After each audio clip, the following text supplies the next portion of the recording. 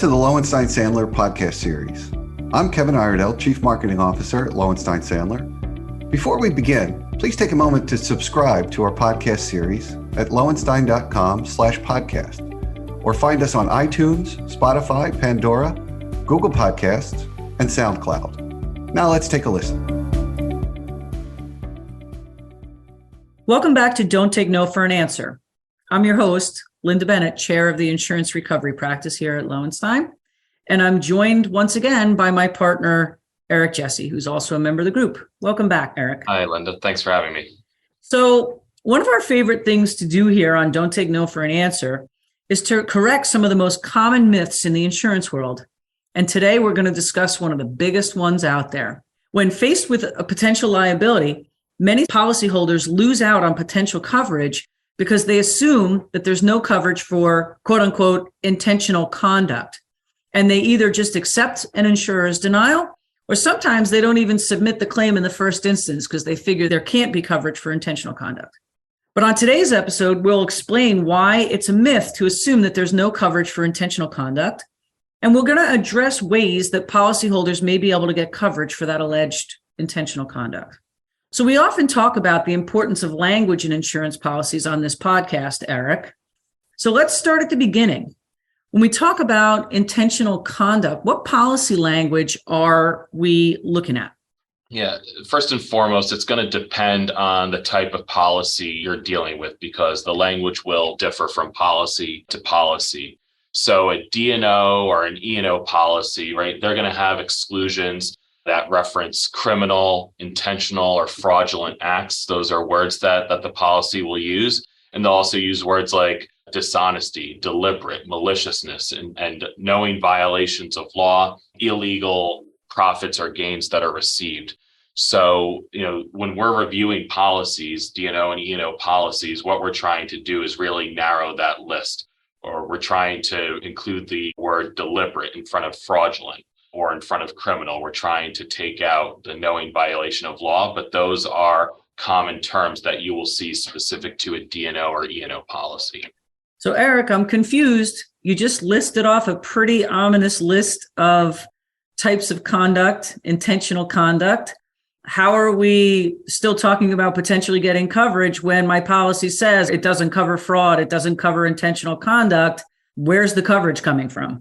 Yeah, so this is where the myth is. So one thing that's important to understand is these exclusions will have an exception that will say this exclusion does not apply unless and until there is a final judgment establishing that the conduct occurs. And again, when we're reviewing that language, we're trying to make sure that exception is as strong as possible. So we're trying to, for example, say it's not just a final judgment.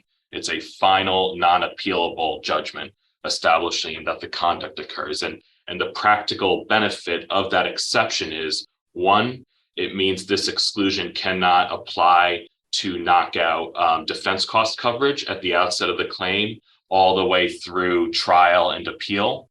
And the other key benefit is it means, most cases ultimately settle. And so that means the insurance company, if the claim is otherwise covered, they need to step up and provide settlement dollars because they cannot rely on that fraud exclusion or that conduct exclusion.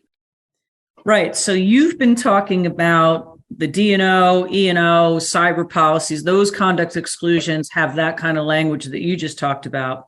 But one of the biggest myths, and I always chuckle when people say, well, you can't get insurance for intentional conduct. There's that broad statement. It couldn't be more false with respect to CGL coverage. In fact, CGL coverage, that's comprehensive general liability policies that every business has, have multiple coverage grants. And one of the coverage grants, coverage B, actually explicitly provides coverage for intentional conduct. It provides coverage for defamation, liable, slander, false imprisonment, malicious prosecution, and a whole host of other intentional torts. So it's just flat out not true to say that there's no coverage for intentional conduct under a CGL policy because there's an entire coverage grant that is based all around intentional torts. Now, coverage A under that CGL policy, also you have the potential to get coverage for intentional conduct that includes unexpected, unintended consequences. So, Eric, why don't you walk us through coverage A and what is the policy language that we're looking at there and how do courts interpret it? Yeah, so coverage A under a CGL policy, this is going to provide coverage for claims of bodily injury and or property damage. And here again, right, insurers will take the position that intentional conduct necessarily cannot qualify as an occurrence under a policy. An occurrence is defined as an accident. But this really brings into focus the difference or the distinction between whether an act was intended versus whether the ultimate harm or the ultimate consequence of that harm was intended. That's what we have to focus on. And so one example kind of from way back when is when a company is seeking coverage for an environmental contamination claim, right? Insurers were contending that the company was new and it was intentionally dumping chemicals into the ground and into the water. That was an intentional act, and therefore could it be an occurrence under a policy or an expected intended exclusion might apply. And so what courts ultimately did not take the bait. They focused on the harm. And if there was no intentional harm, there was no intent to harm the environment, then coverage could be established. Yeah, we're seeing similar arguments being made today in the context of other types of mass tort claims, like, for example, sexual abuse claims under CGL policies. The insurers will try to dodge their coverage responsibilities by taking the position that, of course, sexual abuse is an intentional act that can never be covered. And so in this context, it brings up another concept that we've discussed many times on Don't Take No for an Answer, and that is severability and having to evaluate coverage through the lens of each and every insured that may be subject to that lawsuit or that claim. Because in the sexual abuse context, it is a true statement that the abuser intentionally engaged in acts to harm the survivor of sexual abuse, but the claims are never limited to just the abuser. The claims will also be asserted against the organization that employed the abuser, for example. And those claims always are framed through a negligent supervision type of a claim. So that's another example of an intentional tort, an intentional act that doesn't necessarily knock out coverage for every insured. So, Eric, what are some of the things that policyholders should consider if they've got an intentional act type of claim presented? Let's say a False Claims Act claim, for example. What are some of the things that policyholders need to think about in how to overcome the intentional allegation and ultimately get coverage for the claim? Yeah. So, I mean, first and foremost, right, you laid it out in your introduction, right? Policyholders, they don't submit the claim or they accept the denial. And so step one is submit the claim and question the denial and challenge the denial and see if there is a path forward. Don't accept the myth. And, the other thing is there can be a value in getting that defense cost coverage at the outset. So that's really what I think the policyholders' first focus should be, because as we've talked about, right, either there's going to be explicit coverage for intentional conduct under a CGL policy, or there's exceptions to exclusions that allow that defense cost coverage.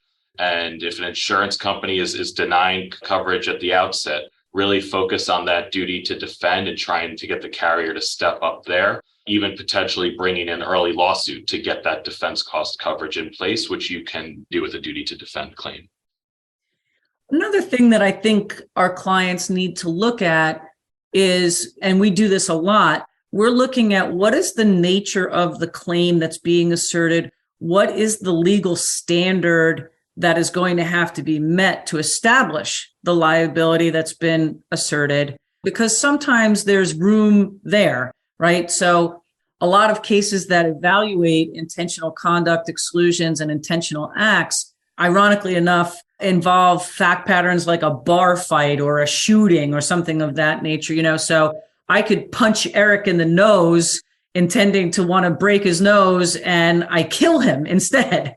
And there are cases and there's a path forward to say, yes, it was an intentional act that I punched him in the face, but the consequence of him dying as a result of that punch was not what my intention was. So there may actually still be coverage. So you've got to look at the liability that's being asserted, the legal standard that's going to apply to establishing that liability, and whether there is a negligence component or a subjective standard that can apply to establishing that liability that creates the light from which you can get coverage. And that's an interesting point. And there's actually a case that is currently pending before the Ohio Supreme Court.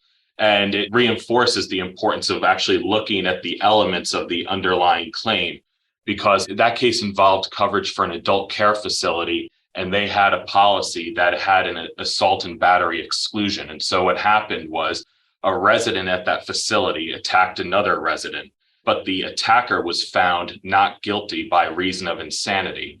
And so the elements of assault under Ohio requires intent, but because the attacker was found not guilty by reason of insanity, the assault element isn't met. And so right now, the Ohio Supreme Court is going to decide if that assault exclusion can ultimately apply. The lower courts had found that that coverage was required and that the assault exclusion did not apply because assault under Ohio law had not been met.